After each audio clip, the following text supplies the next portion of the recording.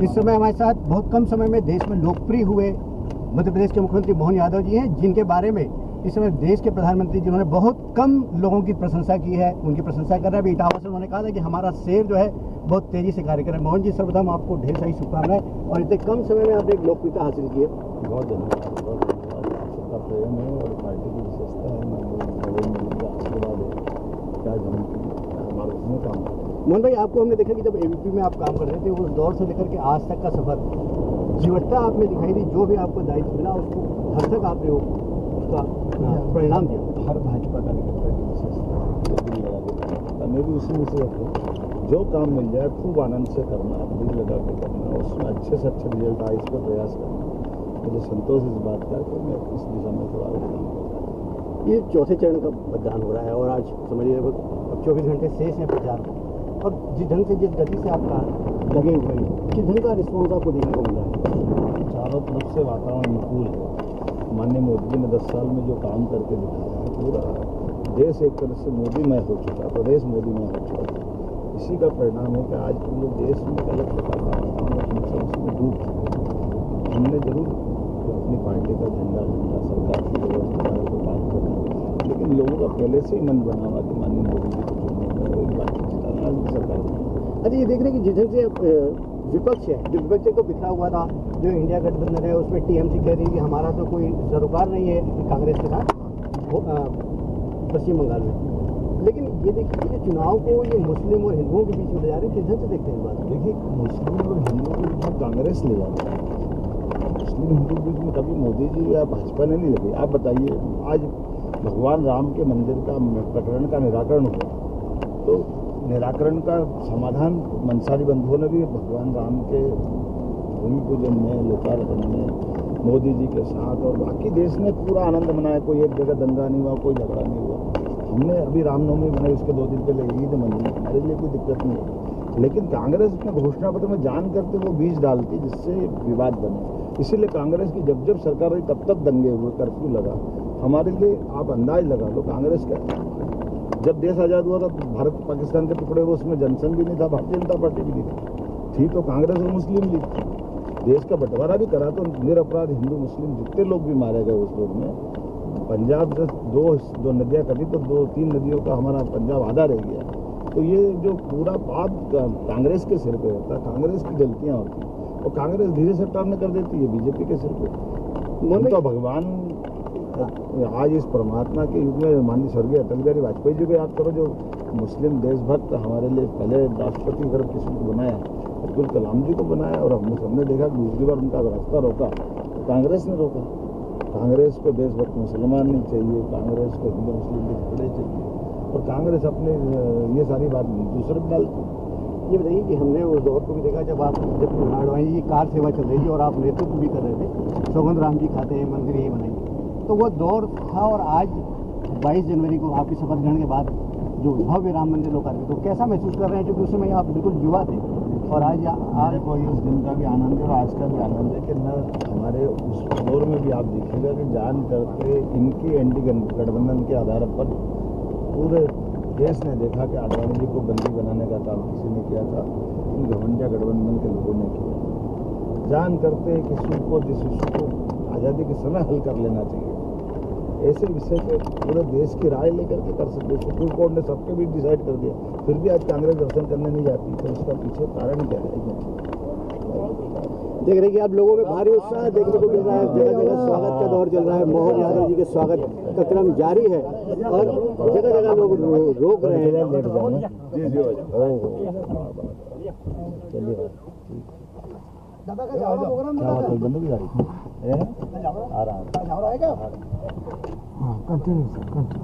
जी जी, जैसे आप कह रहे थे कि राममय पूरा देश हो गया और राममय देश बस नहीं विश्व भी हो गया है। हमने देखा कि अमेठी में जब आप गरज रहे थे और आप जब बात कर रहे थे तो यादव समाज में आपको लेकर के भारी एक अलग माहौल देखने को मिल रहा था। ये हमारी पार्टी की विशेषता है, जो जैसे माननीय मोदी ने कहा केवल 4 ही से हैं और उसका प्रमाण दिखता है कि गरीब, युवा, किसान, महिला हमारे यहाँ जातियों के चश्मे से नहीं देखते। इसलिए मैंने बार बार कहा कि पर्टिकुलर समाजों की आबादी के आधार पर जो निर्णय करते हैं, जिनका मन छोटा वो करते हैं। हमारी पार्टी ने तो, और इसलिए आज मैं यूपी में भी गया तो मैंने सबके बीच बोला, एक ही परिवार से निकले हुए परिवार के मुख्यमंत्री बनेंगे, मंत्री बनेंगे, विधायक सांसद बनेंगे, ये बहुत छोटा मन है, इससे बचना चाहिए। देख रहे हैं कि जगह जगह स्वागतों का दौर जारी है और अभी फिर हम देख रहे हैं कि जैसे हम जाना पाव से निकले हैं हर जगह लोग खड़े हुए हैं, मोहन जी का लगातार स्वागत हो रहा है और हमारी बातों का दौर अभी जारी रहेगा।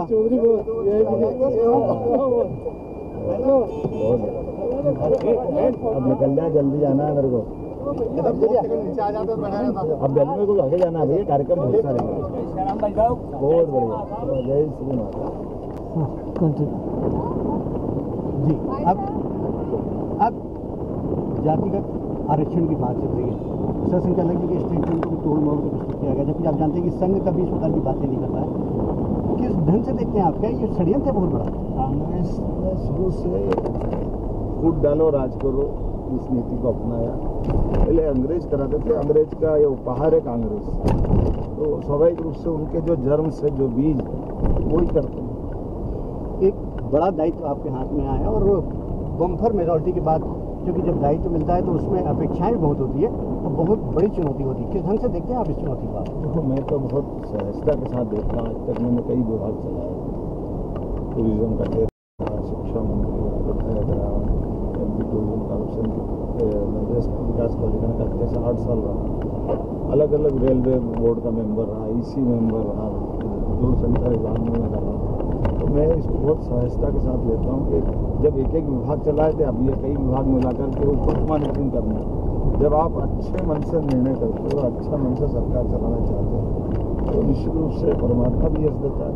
तो मैं मान के चलता हूँ कि जैसे हमने अभी लगभग 3 महीने की सरकार चलाई थी, 3 महीने के अंदर जो कुछ अच्छे रिजल्ट आए, उसका अपने आप में थोड़ा बहुत भी आकलन समाज करेगा तो आपको ध्यान में आएगा तो कई निर्णय बड़े ऐतिहासिक।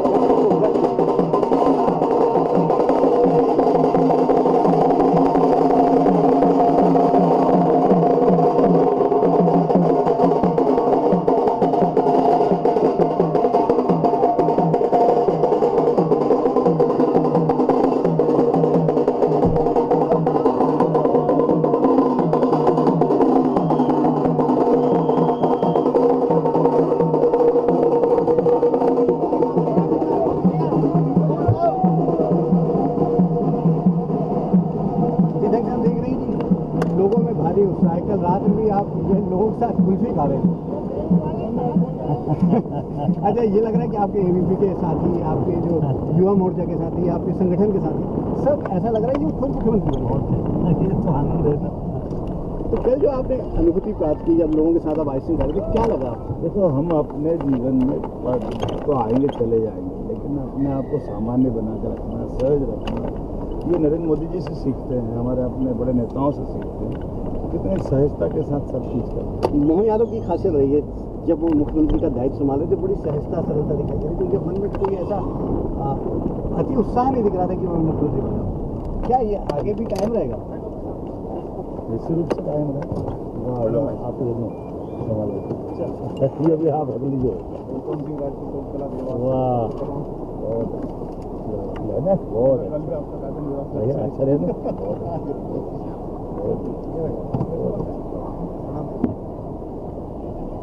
मोहन जी, हम अभी भगवान परशुराम जी की आज जयंती थी और आप जानते हैं कि देश में मध्य प्रदेश एक पहला राज्य था जिसने भगवान परशुराम की जयंती घोषित की और जाना पाव का भव्य रूप दिया।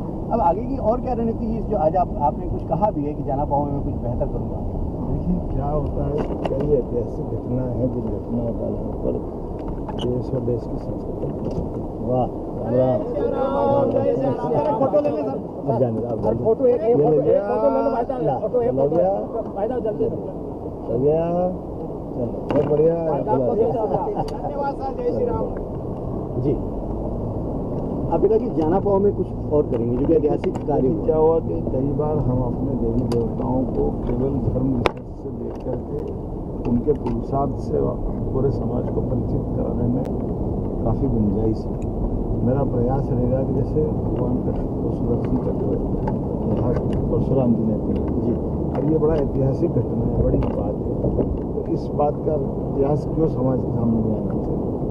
ऐसे कई विषय हैं जिन विषयों को लेकर जैसे भगवान ने अपने जीवन काल में गरीब से दोस्ती रखने का नारायण नामक स्थान जी, या कृष्ण सुदामा की दोस्ती हुई, तो इतने बड़े पद पे पहुंचने के बाद भी अपने मित्र से जहाँ पहली बार उनकी दोस्ती हुई, तो उस स्थान को चैतन्य के गरीब अमीर की दोस्ती के स्थान अगर सबको मालूम पड़ते तो क्या बुरा है। ऐसे कई विषयों को लेकर के मेरी सरकार काम करती है, जिनको हम जनता के बीच में लाएंगे तो विकास के काम भी कराएंगे, रोजगार भी दिलाएंगे, लेकिन जो जिनसे जड़ें जुड़ती हैं। अब आप बताइए कितनी अच्छी रसखान ने भगवान कृष्ण के बारे में कविता बनाई, इसकी दो पंक्तियाँ बड़ी जोरदार है। भगवान कृष्ण का भावार्थ उनका ये है, उनके हाथ में सब कुछ है, जो दुनिया में सब दे सकते हैं, सबका मन की भावना को समझ के उनके तरह का व्यवहार कर सकते हैं। वो थोड़ी सी छाछ मक्खन पे गोपियों के साथ नृत्य करते हैं। तो दो पंक्ति है ना, ताही यही की छोहरी या छचिया वाली छाछ बना तो ये हमारे लिए सौभाग्य की बात है कि जिनके पास सब है उनका मन भी कितना उदार है कि वो कोई ऐसा ललचा रहा तो उसमें भी आनंद ले रहे हैं। ये जो सहजता है भगवान की, सरलता, हम सबको सीखती है। मोहन जी, आपने राजनीति में PhD की है, लोग कहते हैं कि देखिए PhD, लेकिन आपने आपका विषय राजनीति रहा है, उसका आपने PhD, क्या लगता है कि जो अब जो एक महत्वपूर्ण दायित्व है कि राज्य का मुखिया बने, क्या जिधर से लोग कह रहे हैं कि आपकी दूरी अभी बहुत लंबी है। देखिए दोनों बातें, सरकार में जब बैठे तो सरकार का उत्तरदायित्व तक लंबी तक चलाना चाहिए, और मुझे इस बात का संतोष है कि मैं जहाँ से आता हूँ देश के उज्जैन या सम्राट विक्रमादित्य ने शासन चलाया, राजा भोज ने शासन चलाया, अशोकनाथ से युवराज बन के बाद में पटना में शासन चलाते हैं, भगवान कृष्ण जहाँ स्वयं शिक्षा ग्रहण करने आए, इनके अतीत के गौरवशाली पक्षों से हम सीख सकते हैं कि जनता के हित के बारे में आपको निर्णय लेना है, और जनता के हित के निर्णयों का अगर दृष्टिकोण रखो जीवन में सभी सफल होते हैं, जनता के इसी बात का असर आता है। मोहन जी, एक अंत में जो कि आपका सफर लगभग पूरा होने जा रहा है, ये बताइए कि संविधान खतरे की बात होती है, और दूसरा एक मेरा प्रश्न था कि 2014 के पहले का भी हमने भारत देखा और 2014 के बाद का भारत देखा। आज भारत की पहचान हमारी सांस्कृतिक विरासतों को लेकर के हो रही है। पहले हम खाली ऐतिहासिक चीज़ों के बारे में जानते थे, कोई लोग कुतुब मीनार को देखने आते थे, चार मीनार को देखने आते थे, या आगरा के ताजमहल को देखने आते थे, लेकिन आज अगर महाकाल लोग देखने आ रहे हैं, ओंकारेश्वर देखने आ रहे हैं और बनारस देखने आ रहे हैं, किस ढंग से देखते हैं आप? देखिए ये बदलते दौर का भारत है। भारत ने अगर वित्त व्यवस्था में 11वें नंबर से 5वें नंबर पर अपना स्थान बनाया तो ये भी सौभाग्य की बात है, और हमने तीसरे नंबर की छलांग लगाने के लिए माननीय मोदी जी ने नेतृत्व दिया है, दुनिया वो भी देख रही है। लेकिन ये बात जैसे किसी देश की, हर एक देश की एक तासीर होती है, उसकी जड़ें होती हैं, जो जड़ों से जुड़ेगा वो लंबा समय तक सफल होगा। इकबाल ने कहा कुछ बात है कि हस्ती मिटती नहीं है हमारी, तो वो कुछ बात वो यही बात है कि सदैव जिनने अपने अतीत को भी समझा है, वर्तमान को समझा, तो भविष्य में छलांग लगाई। और यही कारण है कि माननीय मोदी जी ने समान रूप से काम करना चालू किया, लेकिन कांग्रेस हमेशा हिंदू मुसलमान के विषय खड़े करके केवल तुष्टिकरण का काम करती थी। उसके कारण से वो अपने वोट बैंक बनाते हुए एक दुनिया के अंदर सबसे ज़्यादा मुस्लिम समाज अगर कहीं है तो हिंदुस्तान में। लेकिन मुझे इस बात का संतोष है कि मोदी जी 10 साल से सरकार चला रहे हैं, एक भी दंगा इनके शासनकाल में क्यों नहीं हो रहा। एक भ्रष्टाचार का आरोप, और एक भ्रष्टाचार का कोई सुई के नोक के बराबर आरोप है। इनके सारे मंत्रियों को इस्तीफा देना पड़ता है, लगातार दंगे होते, सेना के लज्जित होने के कितने प्रमाण मिलते हैं इनके टाइम। पूरे टाइम कांग्रेस आज़ादी के बाद से लेकर मोदी जी की सरकार बनने तक, बीच का अटल जी का समय छोड़ दो, तो हमेशा कोई भी आतंकवादी घटना होती थी कि हम क्या करें, पाकिस्तान जाने, पाकिस्तान से होता है, पाकिस्तान आतंकवाद फैलाता है, पाकिस्तान मानता ही नहीं। अरे भाई, इतना बड़ा देश, इतनी सक्षम था और एक ऐसा कमज़ोर भाषा, माननीय मोदी जी ने पाकिस्तान को सीधा करा कि नहीं करा। ये दम होना चाहिए, इसलिए मोदी है तो मुमकिन है। मोहन जी, मैं इसमें जोड़ना चाहूँगा, जब मैं यशस्वी मोदी की किताब लिख रहा था उसमें लोगों ने बहुत प्रश्न उठाया कि यशस्वी आपने 2015 की किताब लिखी, इसको संख्या लगी उचित किया था। उसके बाद मैंने 2019 में किताब महानायक मोदी जब लिखी, तभी लोगों ने कहा कि आपने महानायक की बात की थी। अब किस ढंग से देखते हैं इस महानायक और यशस्वी मोदी? हाँ, आपके शब्द चरितार्थ हो रहा कि नहीं हो रहा? आपने जो आपके ऐसे कई लोग हैं जो नज़दीक से इस बात को देखते हैं कि वाकई उनमें ये योग्यता है। अब जिनको पचाता नहीं मोदी शब्द का नाम, तो वो उसमें गलतियाँ ढूंढते रहते हैं। ये तो भगवान राम, भगवान कृष्ण में भी गलती ढूंढने वाले बहुत लोग मिल जाएंगे, लेकिन इससे उनकी कोई कीर्ति प्रसिद्धि कम थोड़ी हो जाएगी। वो तो जो है वही। अब जिनको जैसी जैसी दृष्टि वैसी सृष्टि, तो यानी ठीक किया। अभी ये मानते हैं कि अगले दौर में वो ग्लोबल लीडर के रूप में जिस ढंग से उभर रहे हैं और सर्वमान्य ग्लोबल लीडर हो जाएंगे। मैं आपकी बात से सहमत हूँ, लेकिन और 2 कदम आगे बढ़ा। मोदी जी का ग्लोबल लीडर बनना ये भारत के लिए जरूरी है। भारत की पताका दुनिया में फहरा रही है।